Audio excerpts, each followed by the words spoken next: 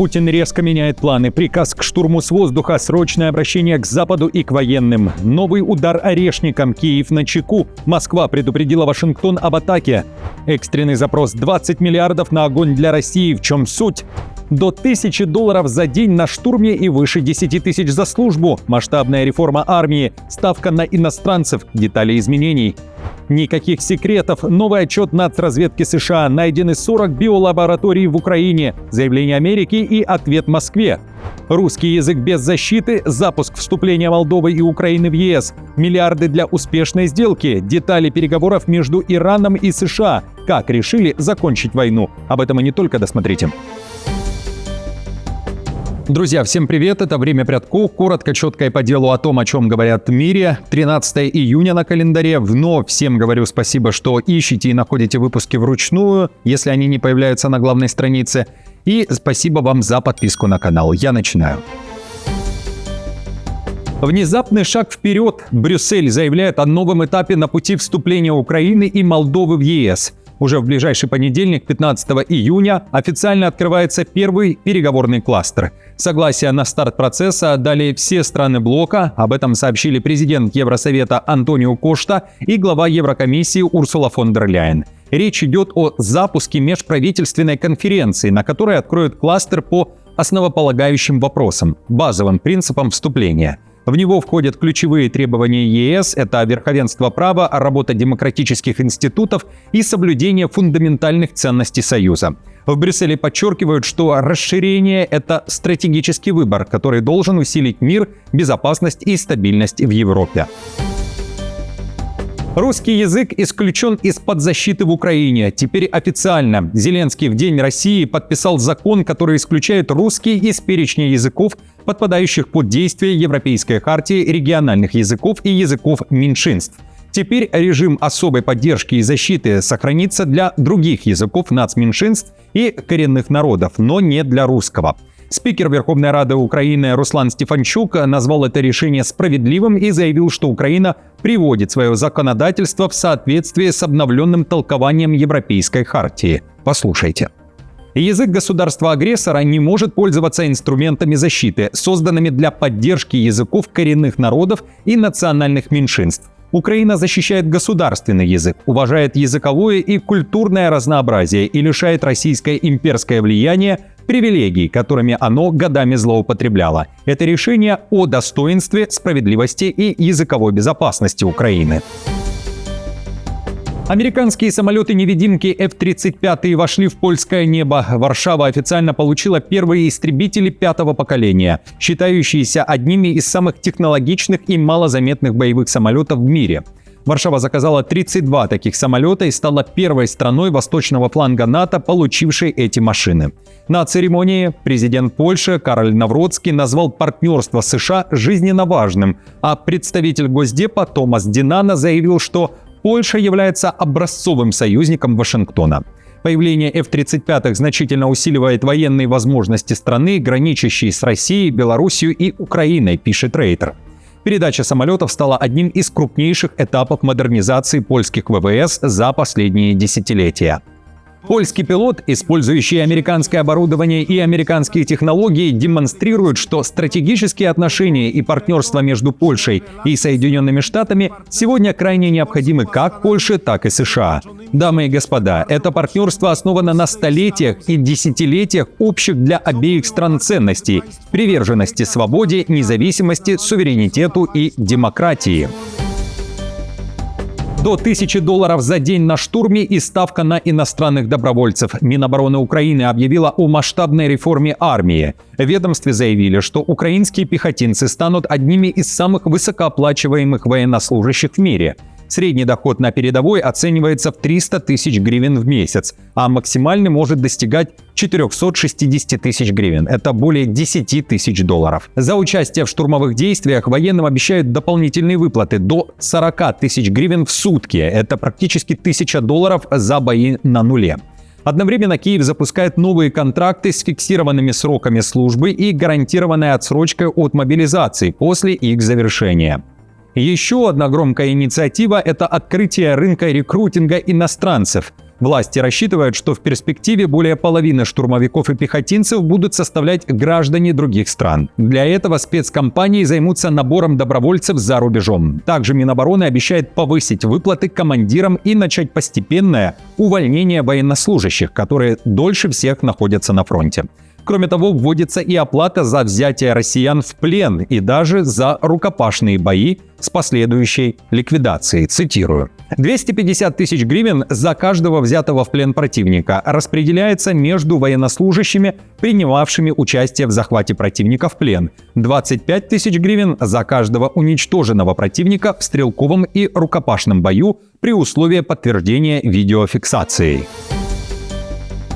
Освобождение мобилизованных на западе Украины в Тернополе. Во время проверки одного из ТЦК выяснилось, что сотрудники военкомата мобилизовали и незаконно удерживали как минимум 5 мужчин. Среди них люди с инвалидностью и психическими расстройствами. Об этом сообщил украинский омбудсмен Лубенец.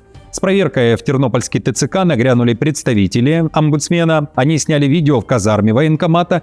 Там находились около 30 человек. 17 из них, говорит Лубенец, в письменных жалобах заявили о нарушениях их прав, проблемах с оформлением документов и игнорировании процедур военно-врачебной комиссии. Отдельный резонанс вызвало состояние охранника, который следил за мобилизованными. По данным проверки, он был очень пьяный, уровень алкоголя в крови почти в 7 раз превышал норму. Лубенец заявил, что ситуация с так называемой бусификацией требует срочных реформ. В итоге были освобождены 5 человек. Их отпустили из помещения ТЦК и СП, а в их военно-учетные данные внесли соответствующие изменения по снятию с воинского учета. Среди них мужчина с пожизненной инвалидностью 2-й группы с детства, 2 человека с психическими расстройствами, а также 2 мужчин, которым до достижения 60-летнего возраста осталось около полугода. Делом уже занялась специализированная прокуратура Тернополя. Уголовные дела открыли по факту возможного незаконного лишения свободы или похищения человека.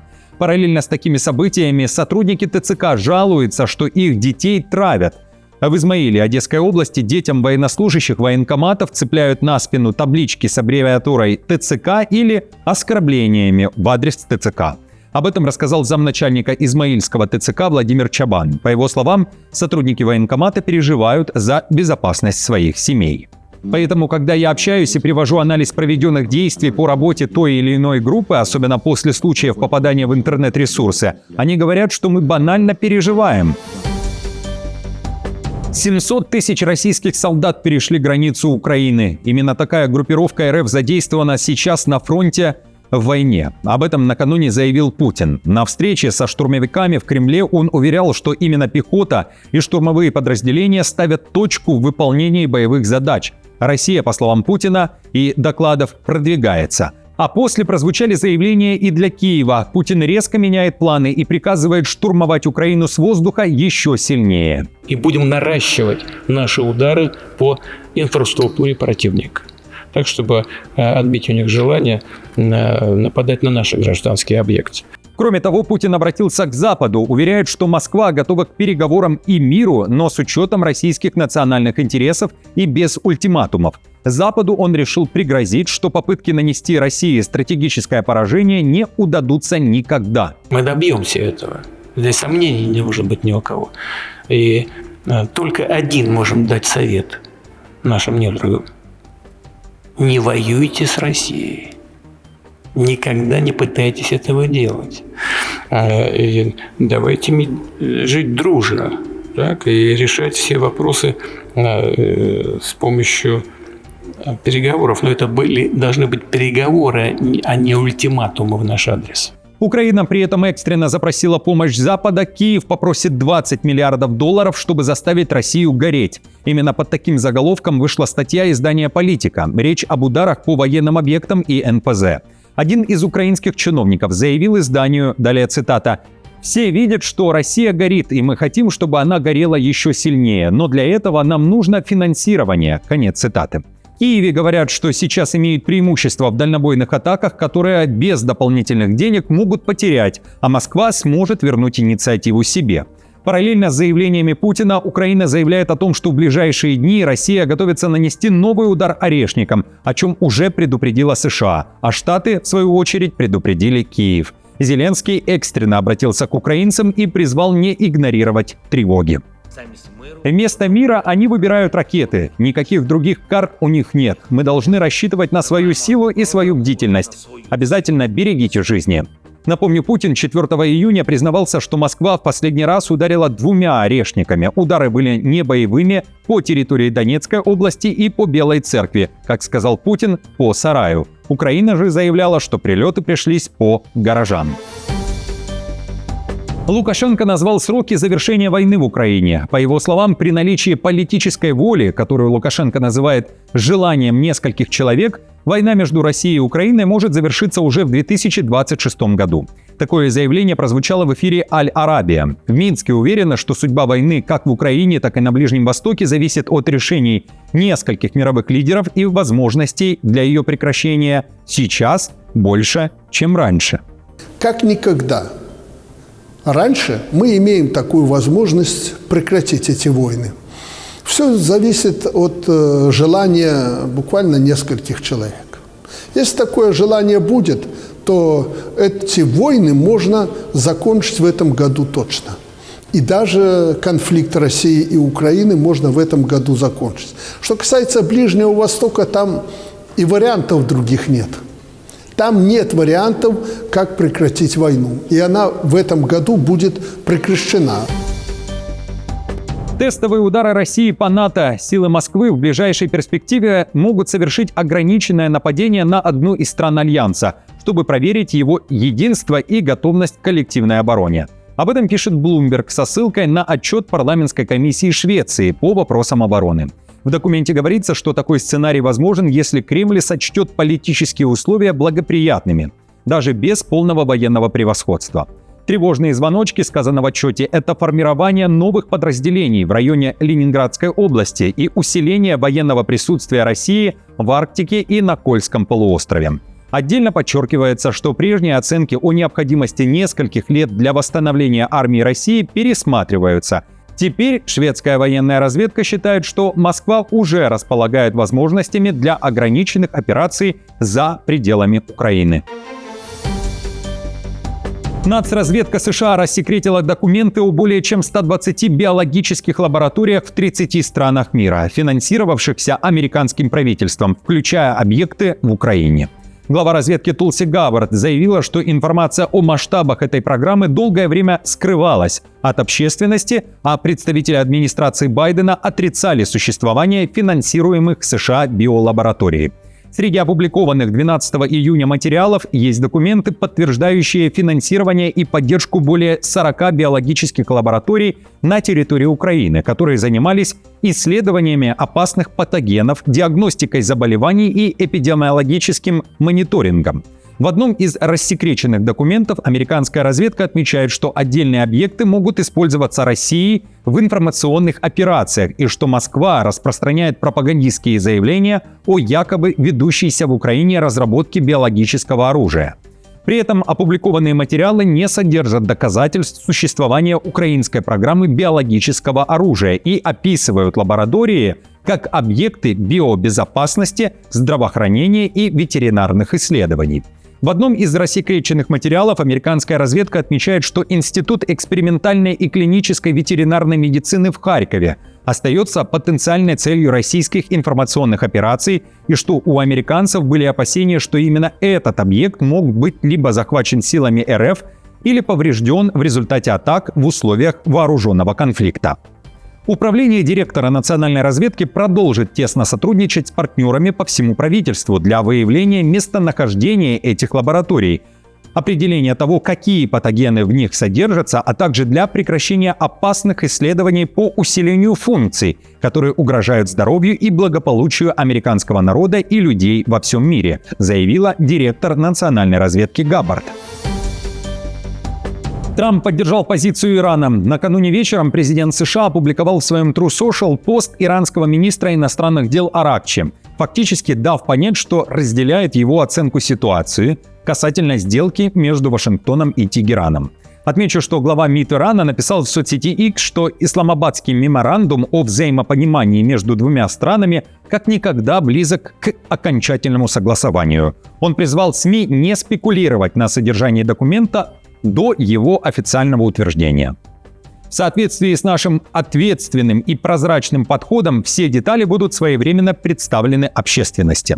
Ранее иранское агентство Мехр раскрыло детали возможной сделки с США. Со ссылкой на источник, близкий к иранской переговорной группе, издание опубликовало 14 пунктов проекта мирного договора. Документ предусматривает немедленное прекращение боевых действий, снятие морской блокады и санкций, вывод американских войск из районов у границ Ирана, восстановление судоходства через Ормузский пролив и доступ Тегерана к замороженным активам. Кроме того, США и их союзники, как утверждается, должны выделить Ирану $300 миллиардов помощи, а Вашингтон разблокировать еще $24 миллиарда иранских средств еще до завершения переговоров.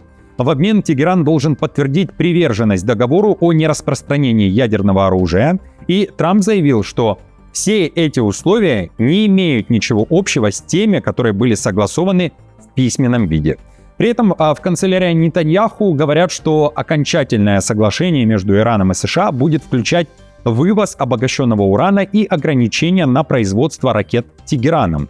Пока я являюсь премьер-министром Израиля, Иран не получит ядерное оружие. По этому вопросу между мной и президентом Трампом существует полное согласие. Уже более 30 лет я нахожусь в авангарде международной кампании против ядерной программы Ирана. И если бы не эта кампания, Иран уже давно бы обладал атомными бомбами, способными уничтожить Израиль. Узбекистан разрывает связи с Россией. Не дипломатические. Главный авиаперевозчик страны, авиакомпания Uzbekistan Airways, официально объявила о сокращении частоты полетов по некоторым направлениям в Россию. Конкретные маршруты и количество отмененных рейсов пока не раскрывают, при этом в авиакомпании заявили, что изменения носят точечный характер и будут отличаться по срокам в зависимости от направления. Пассажиров предупреждают, при отмене рейса можно бесплатно перебронировать на ближайший доступный рейс без доплат или получить полный возврат средств без каких-либо штрафов. Также в Узбекистане объяснили, почему свернули ряд перелетов в РФ. Ввиду дефицита авиационного топлива и его удорожания мы вынужденно сокращаем частоту полетов по некоторым направлениям из городов Узбекистана в Российскую Федерацию. Друзья, на этом все. Спасибо вам большое за поддержку. Как всегда, напомню, мне будет приятно за каждый ваш лайк, комментарий, репост. И если подпишитесь на канал. До встречи уже завтра.